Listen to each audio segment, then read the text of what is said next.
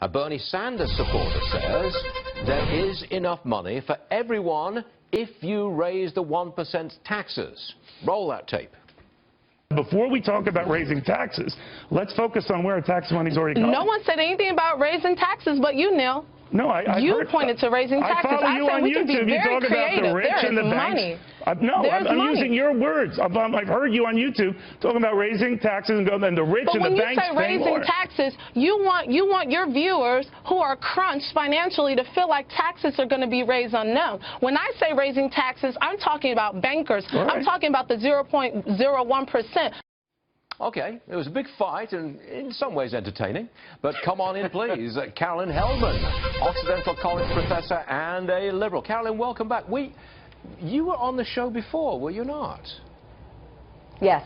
And you said that an 83% tax rate was just fine and dandy, did you not?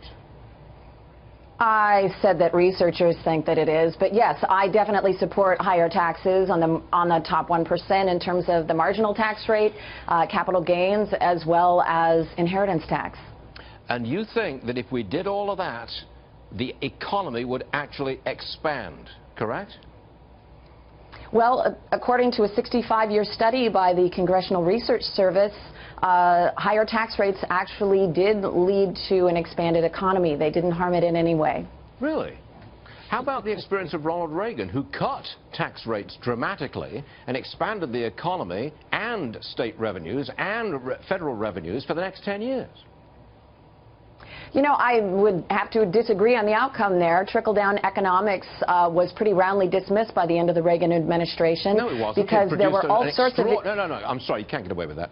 It produced an extraordinary expansion of the American economy. Halcyon days for 5 or 6 years. Yes, it did. It did. I'm sorry, but it did. No, it gutted education. It gutted social services. It created all of these massive problems that cost us money.